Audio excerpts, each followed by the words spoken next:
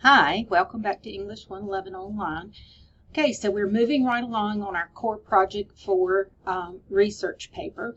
So this week, view my video lecture, which you're doing right now.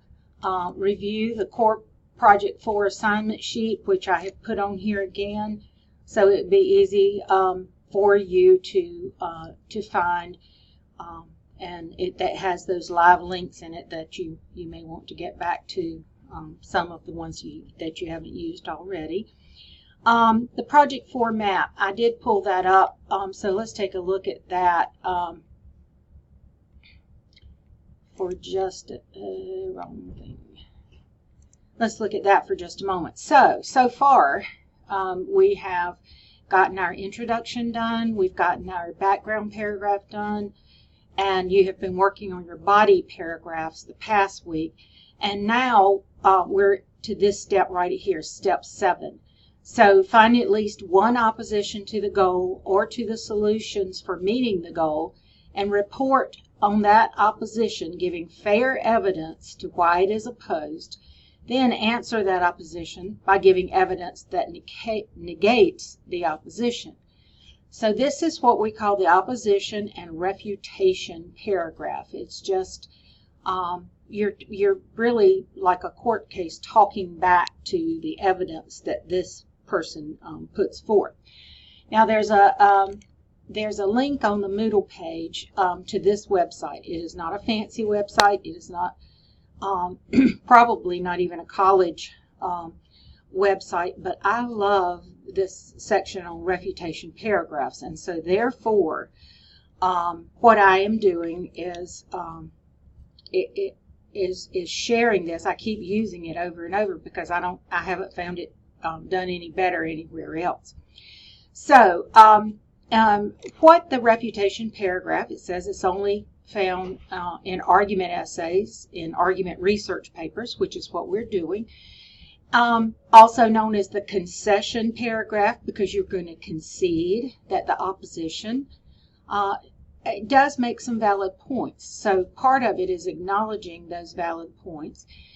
And because you are willing to do that and not be narrow-minded and exclude what the opposition says, it helps build your ethos, your credibility, because you're not afraid to mention what those who say against what it is that you're trying to convince people of. So it could be for the goal in general, or it could be for a solution specifically. The thing is, the one thing you don't want to do is make the other side, the opposition, sound stronger than what you've given as your evidence. So be careful of that. Don't build it up too much, but be fair about it. So here's one of the reasons I like this website, because it gives you these suggestions for transition statements that you can use to introduce the various parts. So introducing the opposing argument, you're going to summarize the opposition's viewpoint openly and honestly. And you might say, but blank is not completely inaccurate. It is often argued that it is true that opposing views claim. These are good transitions to let your reader know that, okay, I've been arguing in my body paragraphs for these solutions that will work. And now I have a body paragraph here. I have another paragraph here that I'm acknowledging that not everybody agrees with this. You want to acknowledge parts of the opposition that are valid. One of the things that we look at when we're looking at what the opposition says is they're never totally wrong. There's always something correct about what they say. But, and so you want to use phrases like this: admittedly, certainly, of course, one cannot deny that. Those types of phrases, when you are acknowledging, when you're in that concession part and you're acknowledging the correct, what they are right about. And then it's time to counter the argument. This is the rebuttal. This is the how you refute the opposition's claims. I call it the refutation. And then you can use some of these transitions. Nevertheless, however, but on the other hand, to negate what they say. And then you'll be ready to introduce the conclusion, summarize why the counter-argument is not sufficient, and then restate your position, which is that it will work. In spite of what they say, it will work. There's some samples in here about with those kinds of paragraphs. They don't relate to our particular assignment, but if you want to look at those, you can. How to write a concession paragraph. If you click on that, they give this website. Well, anyway, I wouldn't click on that because it's something else. I haven't really explored it. So anyway, but this tells you right here how to write the concession paragraph. This one right here. So refutation paragraphs. They also have.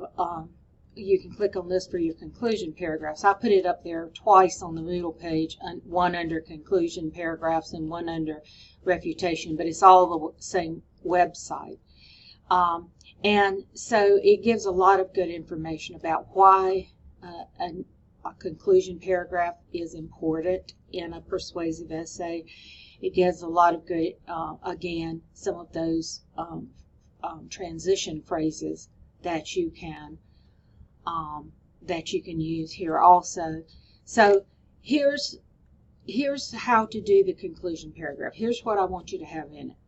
I want you to explain in a very short way the value of it says here the value of the essay, but the importance of this problem that this goal, United Nations goal, addresses.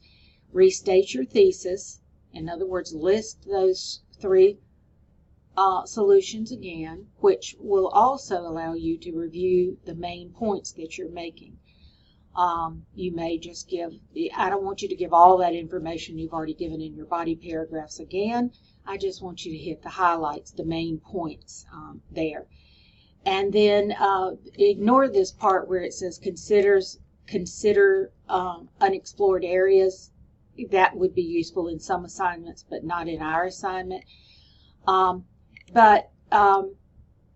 Leave the reader thinking. What I'm going to ask you to do is not only leave the reader thinking, but leave the reader with some concrete solutions that they personally can do to help meet the goal. It goes through everything here about restating the thesis, the main points. Skip that part about considers unexplored ideas. And here are some things that I think are very important. In a conclusion paragraph, never, ever, ever do this. Never oversimplify the message because you've given all this evidence and you've written so eloquently about your solutions to the problem. And it just seems weak if you just say, so if we do these things, it should help our problem. The end. And don't do that. Don't use cliches which sound good but mean nothing. Don't apologize for anything you're writing. Don't introduce new arguments, evidence, or details that you might have forgotten. If you want to put those in, you think of something else, go back and put it in the body paragraphs where it belongs. Don't soften your argument. Never, ever say I think or in my opinion or anything like that. If you're careful to leave out that first person, that'll take care of that. But anytime you soften your argument by saying it's just my opinion or I believe, it weakens your language and weakens your argument. Blatant repetition of the thesis. In other words, don't just copy and paste it again in there. Say the same thing but in different words. I've heard somebody one time say the restatement of the thesis should not, or is more like its cousin to the thesis statement, not identical twins. And don't leave your readers frustrated after reading an otherwise wonderful paper. If they have read it, they understand it, they have a very good opinion of you. You've built that ethos, and then you have this really weak, dangling conclusion. This should be your most powerful part to end. They give it a sample conclusion paragraph here. It's really good, but it is not the way, it doesn't have the information in it that I want your essay to have in it. So another way that we can look at this is to go back and look at the sample outline document that I have already given you, and I put it again on this week's Moodle page so you can see it again. There's my introduction paragraph, there's my thesis, here's my background, body paragraphs, and then scroll on down until we get to the part about reputation. So I just started with a phrase here. While it is often difficult to have an influence on someone's cultural beliefs, evidence shows that it can be done. That would be something that I wanted to elaborate on my reputation paragraph. So if we're talking about female genital mutilation, for example, it's just a part of someone's culture, but it can be overcome.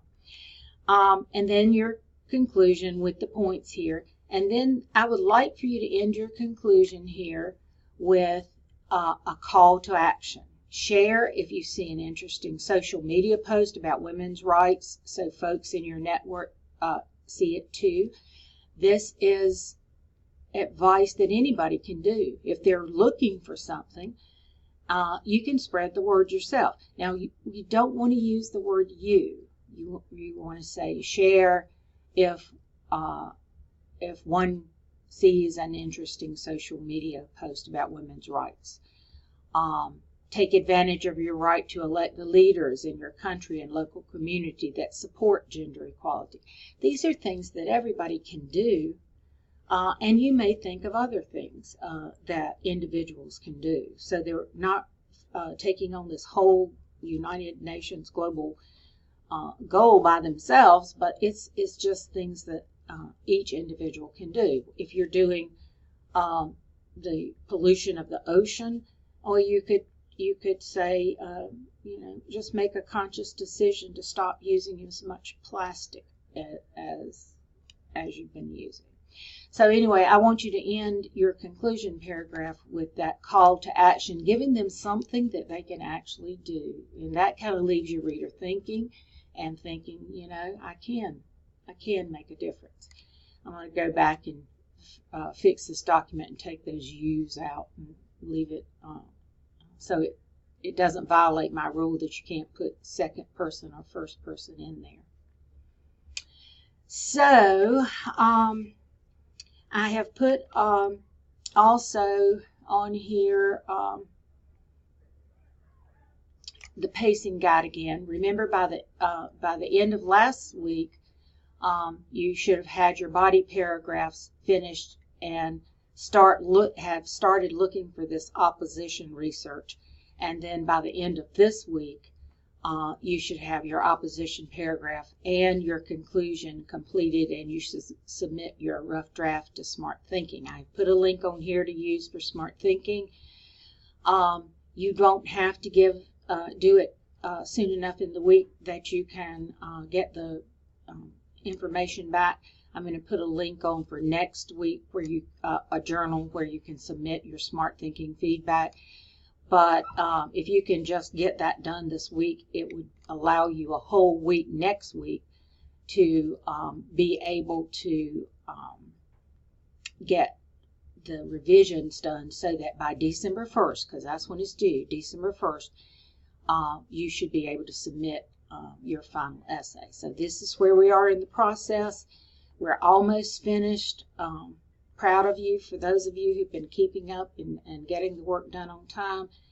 You don't have very much more to do. Those of you who are behind, it's not too late to get caught up. But we need to be looking ahead, not looking ahead as in putting things off, but looking ahead knowing that that deadline's coming up, and it would be so much easier if you do most of the work ahead of time. You'll get a better product with that. Okay, so the graded assignment for this week is this journal.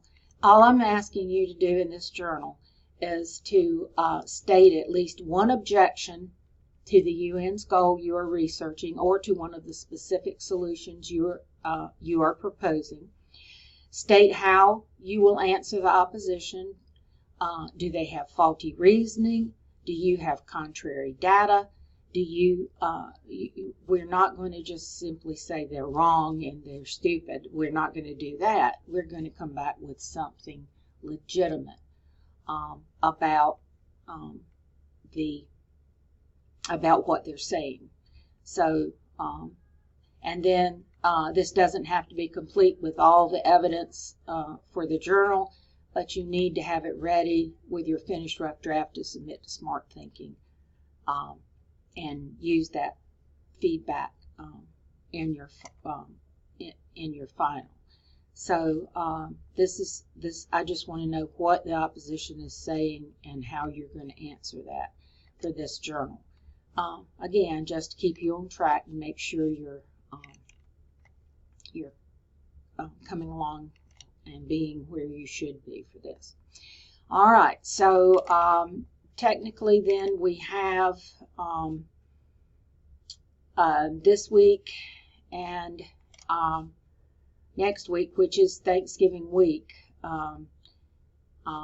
So you might find yourself in a crunch if you wait until next week to get this work done that you should have been working on all along. Keep that in mind.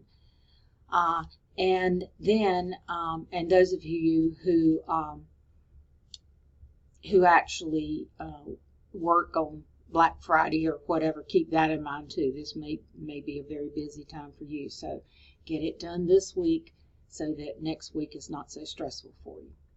All right, if you have any questions about anything, contact me and let me know. I'll be glad to help you. And I will see you next time.